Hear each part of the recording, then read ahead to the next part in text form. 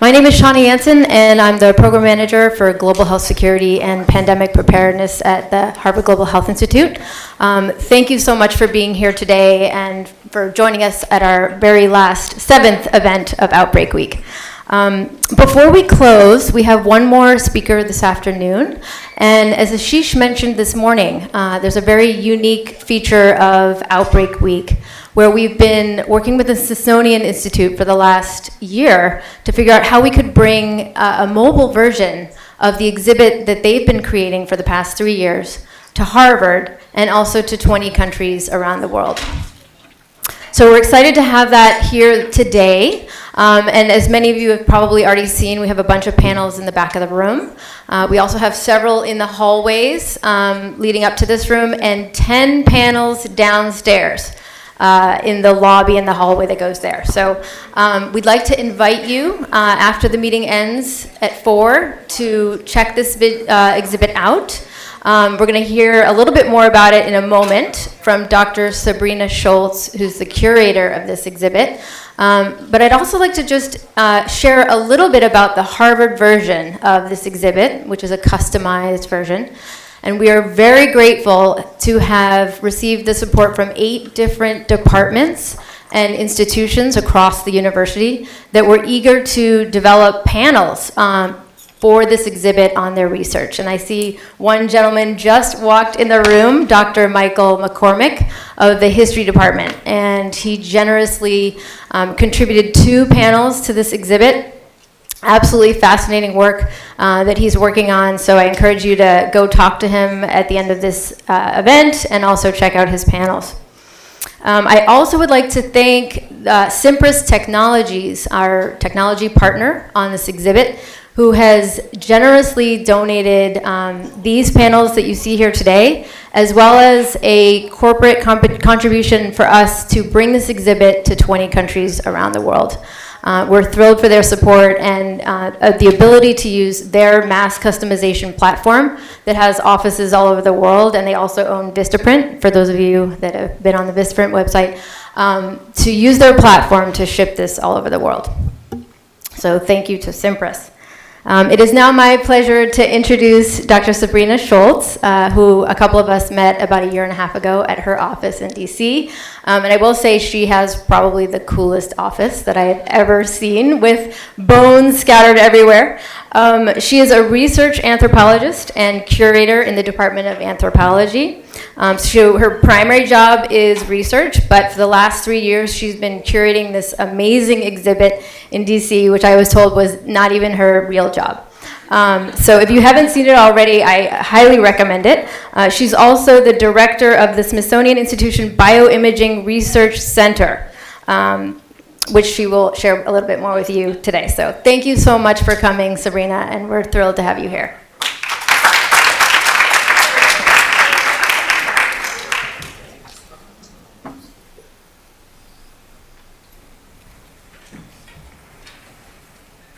Okay, I'm standing between people and pastries, so that's a precarious position to be in, and that was a lot of peas. Okay, great. Thanks, everyone. Thanks so much for all of you being here today, and also for Harvard Global Health Institute for leading this effort, all the amazing work that's been on display, and all the amazing events throughout the week. I don't know how many people saw Contagion on Wednesday night. That's when I arrived. That's the first one that I caught. I love that film. And if you haven't seen it, cover your ears, because I'm just going to say that my favorite part of that movie is the end, right, where we find out where the virus came from. And right now, I kind of feel like I am the end of Contagion, because I'm going to tell you where this exhibit came from, and how it actually came to spread around the world. So, the Outbreak exhibit is on display right now at the National Museum of Natural History in Washington, D.C. It's been open for about 4 months, which makes it our newest show in that building. But Outbreak is actually new for a number of reasons. It is new in that it is exploring the origins in the natural world of infectious diseases, that it is showing human health in an ecological context, and that it's highlighting human activities as drivers of disease emergence and as increasing our pandemic risks. And so, for our museum, in a way, we took a risk, right? Because we are presenting science and subject matter that is not historically, not even currently, entirely within the realm of our expertise. Certainly, Outbreak does make a lot of sense to be in our museum. I mean, it aligns really well with our mission to understand the natural world and the place of humans within it. However, certainly that mission that unites our curators, whose diverse research interests represent our scientific excellence. There are not any among them with an explicit focus on health and disease, except the woman in the corner. And as a biological anthropologist and a curator of human remains, I've actually spent my time and my skills trying to figure out what's already happened, what happened in the past. I'm certainly not thinking about or not in a place to understand maybe what's new or what's next. Okay, it's not something I do, and so curating an exhibit on emerging infectious diseases is not something I could have done alone. And I didn't have to do it alone, thankfully. The exhibit was proposed as an idea to our museum in 2014 by Dr. Dan Lucy, who's sitting right over there, an infectious disease physician who at that time was treating Ebola patients in West Africa. Dr. John Epstein, who's sitting right there and who we heard from this morning, he came on board from the beginning as a member of our external advisory team, which included Dennis Carroll, who's sitting over there, and Larry Madoff, who might be somewhere in the room. There you are, and others. And then John increased his involvement as our chief science advisor on the core team in 2017. And so I worked very closely with both of these guys and many others to make sure that the stories we were telling, the information we were presenting, that it was all right, that nothing got missed, and that all is as it should be or the best it could be. In addition, we had a lot of other expertise and generous financial support on the project, as shown here among these individuals and groups. And it is with that support and with that expertise and with years of work that we were able to go from this to this. So, as you can see, or I hope you can we lower the lights in here at all, possibly? Can you guys see the slides all right? I don't, yes, okay. This is not for cinematic effect. This is just because I don't think you can illustrate communication with slides that no one can see. So, okay, I hope that you can see here that the main message of the exhibit is One Health. Okay, and so we reinforce that throughout the gallery, showing the human, animal, and environmental factors that are involved in different outbreaks of zoonotic viruses around the world. We emphasize the international and interdisciplinary coordination and collaboration that's required to respond to and prevent disease outbreaks. We also maintain a motif of positivity throughout the hall with bright colors and fun interactives and information on the upside. And as we do with all of our exhibits in our museum, we tell stories. We tell stories about Nipah, about SARS, about HIV, about Ebola. We create experiences of working together and searching for solutions and surviving. We have a lot of multimedia in the exhibit that people like to interact with. It creates a very social, engaging learning experience for a lot of people, and that's our project manager, Meg Rivers, who's usually spending a lot of her time making sure none of this stuff breaks. We are fortunate to have an exhibit core, a group of 60 volunteers trained by Ashley Peary, who are in the hall during all public hours in order to have conversations and answer questions and catalyze, conversations with the general public. And we are very fortunate with the support of the Public Health Foundation and CDC and USAID and many others to be able to train these volunteers so that they can deliver the best information to the public with whom they are interacting directly and representing so much of that information and work as others can't.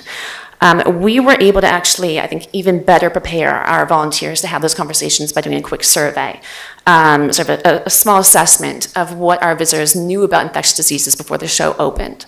And we did find, which is, I guess, consistent with what I've heard, we understand the general public feels or how they perceive different sources of knowledge about this kind of content, that people did find the majority of their information about infectious diseases from social media, for example, or more so than other sources, yet they don't trust it.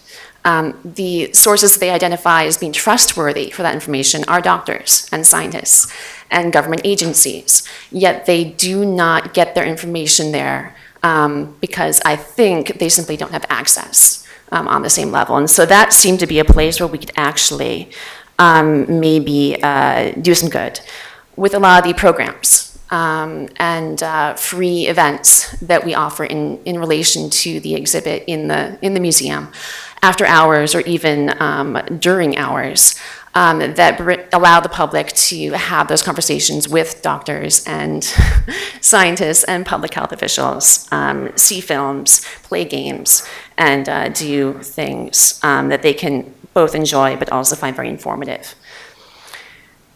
Since we opened the exhibit in May of this year, so 4 months ago, as of this week, we've had about 670,000 people see it. Those are the number of people who have come through that hall, not for our museum. So that's a pretty accurate number of just the number of bodies in that space in that time. In addition, we estimate that we are maybe getting about 1,000 people coming to our programs a year. We're doing 5 of them. In a year, we're open for 3 years. So at the end of our run, we can, I think, safely estimate that at least 6 million people will have been reached by this project in our museum. And I think that that's a bit low because we're going through a lot of renovation right now, and next year is going to be, I think, a very busy time for us. And that's great, I mean, that's a lot of people. That's a big number. But I think that, one of the big challenges we recognize in doing an exhibit about global health and, with presenting the message that, this is information that matters to everyone, everywhere, is that, we weren't taking the exhibit everywhere, right? It stays in Washington for those 3 years. And what we do know about our visitors is that most of them are US based, right? I mean, I think we only get about 20% international visitors in our museum, roughly. So, the question of how to take it global, I mean, as Tony Fauci said this morning, I mean, there's nothing more global than infectious disease. That was something that we really had to think about. A traveling exhibit is common for a museum, like the kind of exhibit that gets licensed or loaned to maybe like another museum for money. That happens all the time. But that couldn't ensure or in any way suggest that we would actually reach or communicate effectively with people in places wherever this went, right? I mean, the one thing we do know is that when it comes to communication and, messaging and engagement on these issues with communities elsewhere, it shouldn't be us, right? We don't know how they learn. We don't speak the language. We just don't have that cultural understanding and really that position that would be most appropriate to effectively and accurately address whatever their needs are. And so what we came up with and what you all have been seeing this week surrounding us at these exhibits, or at these talks, has been this do-it-yourself exhibit. The DIY, Outbreak DIY, that's what we came up with. And this is another new thing for our museum, and actually for the Smithsonian. And it's just new in so many ways. It is a customizable, translatable, mobile, free version of our exhibit that we are making available as widely as we can. That's Carrie Dean up there. She's the manager of those assets, and she's the person that you contact if you want to find out more about accessing the material. So let me tell you what Outbreak DIY involves, because there's a lot more than you may realize based on what you've seen here. We created a resource guide, for example, to give communities information about what the project is, what Outbreak is, tying it back to our show, but also explaining what the thinking was behind it. We explain, we identify what the different panels are. We created 16, we designed them in English, capturing basic concepts and messages, as well as 2 templates to be customized. With additional content that we would have no involvement in or say over how it's used. We create a style guide to help people do that, including and especially for different translations. We provide promotional materials if people want to promote their shows, as well as ideas for printing and what their costs might be in doing whatever displays they choose. We also provide ideas and tools to do activities, programs like those we do in our museum, as well as access to the training materials that we provide for our own volunteers if people want to train theirs. We've done 5 translations of Outbreak DIY to start that we can offer, and that includes the multimedia that I was talking about earlier. We include 6 pieces of videos, interactive games, and maps that capture different concepts and provide the same experiences that people would have in our museum. And so when we opened the show in May, on May 18th, that's our reception, we also had the DIY ready to go. And so I would say it was a global opening, and we just had to wait to see what would happen. So what has happened? I will just highlight a few of the shows that I know about that have gone up in these past 4 months to give you an idea of how far this project has spread. So we previewed the DIY at the PMAC conference in Bangkok back in January, February of this year. And so this is how they did it. They had it fully on display, but they had translated, they did bilingual presentations of all the panels, English and Thai. And so the PDMAC Secretariat did that in collaboration with the National Science Museum in Thailand, who then took the show. And they reopened it a few months later. And so this is in their own gallery where they have actually remounted those panels. And the first one you can see there about MERS in Thailand 2015, that is one that they created themselves that I saw for the first time when I went to PMAC.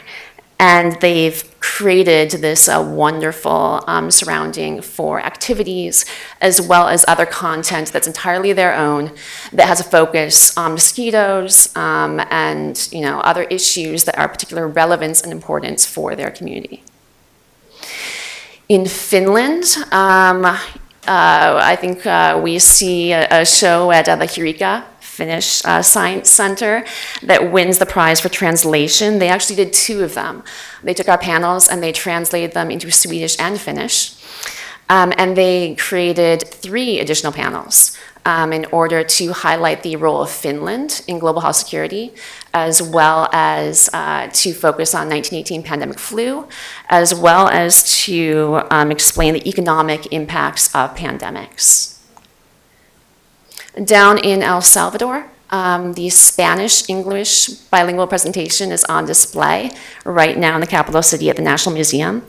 And I'm going to be going down there actually next weekend to speak to a number of health public health communicators about ways that they might want to customize this show and use it more effectively, as well as take it to other places. We've seen it used in a workshop at a hospital in Yemen, where I believe the focus of the event was, I think, specimen sampling, as well as the current cholera outbreak. And you can see that they were using the Arabic English translation of the panels. I don't know if they've customized anything, but certainly that is their choice. And then in Washington, D.C., that's Robert Costello, by the way. He's our educator on Outbreak.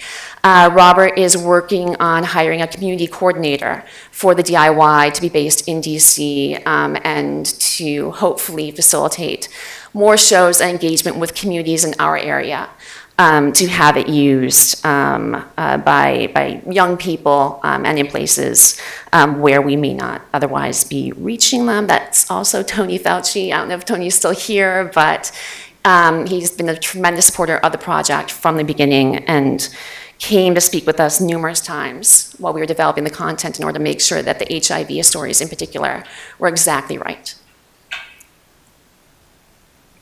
We've seen it down in Georgia, where the CDC actually customized a panel to highlight their work. There's a show right now in Baltimore at a biological sciences library, health library, where they have incorporated content about 1918 flu. They're showing PPE, and they've got this very cool display actually hanging their panels from the ceiling.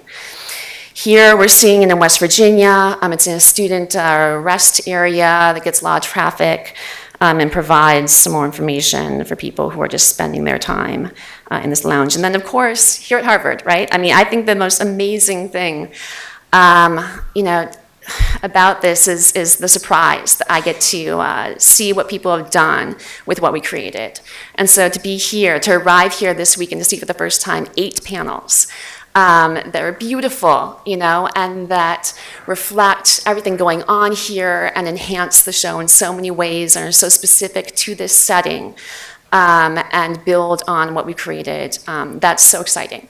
And so I don't know if you realize, the ones in the back, right, and out front, those are the ones that John and I created with our writer and graphic designer back in the museum. That's the set that anyone can get, but the ones downstairs are the ones that were created by all the folks here at Harvard.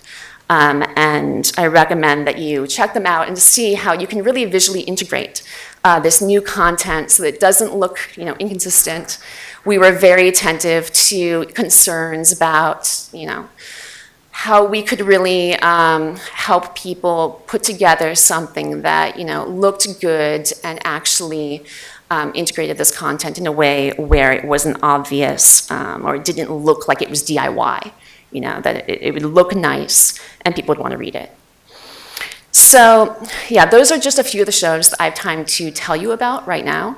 But to my knowledge, this is where we will see all the DIY exhibits happening at least through the fall and I think into the next year. So we are a small shop. We are a hardworking but tiny group of people behind this project. And so I'm just trying to draw attention, raise awareness about the project by posting photos when I get them on social media. My museum tries to keep up with me. But anyone who knows about one, sees one, wants to do one, we have a hashtag that we're trying to use, Outbreak DIY. And so please follow it. And then I will just sum up by saying that we are just at the beginning of this project. It's a really cool opportunity, I think, to address a lot of the challenges that we've all been talking about and are aware of concerning community engagement and public communication about infectious diseases. We've had over 100 venues, individuals reach out to us without any sort of, obvious, sophisticated online presence for this project. It's been mostly word of mouth. Over 100 people have reached out to ask for materials. About 50 of these folks have gotten everything signed, the MOU, registered with us and gotten access to the Dropbox folder, which has the wonderful things that constitute Outbreak DIY. And in addition, we have a number of super spreaders, as I'm calling them, Harvard being one of them. So as Shauna was saying, HGHI, they are going to be facilitating DIY shows in 20 different countries, I believe, helping with customization and translation and whatever else, displays. ASM, American Society for Microbiology, who funds Ashley Peary's position with us as an educator, actually. They also are funding 25 of their young ambassadors to do shows, all around the world. And I think right now they've identified venues in at least 14 countries and 7 other states. And the photos I showed from Yemen, for example, that was an ASM-led project. Also, I'll just briefly say that the photos I showed from El Salvador, that host, that museum, that health communicator, was part of a U.S. State Department program called Mission Mosquito, where people from Zika-affected countries came to the U.S., they had some training, they did a workshop, and then our project was offered as one opportunity with funding to help them communicate their messages back in their home countries. And then finally, DAI, I just learned, as part of the Preparedness and Response Project with the USAID. They are going to be showing panels, I think, in 11 different countries this coming fall in West and Central Africa, as well as Southeast Asia. And so altogether, I mean, that is 50 different countries at least, right? And so I guess I just want to say that we are going truly global. It's very exciting. I have no idea how to even begin to think about how many more people might see, this content, become aware of this exhibit or learn from it as a result of this. But I know it's quite many more than we would be reaching otherwise. And this project, this opportunity, this exhibit, it's fast, okay? It's mutating, and it's highly transmittable. And I think in that way, it's everything that it should be. And I will just end by thanking my team back at the museum. I mean, this is a lot of what I was doing for the past 3 years, sitting at tables like that one, and having conversations like the one that's been frozen in that moment. And I will say, as a scientist, to do that with a bunch of non-scientists and try to come up with a way to communicate what you want visually and through words, and to hear why that's not going to work, why that's boring, what they don't get about it, is so informative and has really been rewarding and special. And I think that anyone given the opportunity to do that would certainly learn a lot from it. So thank you.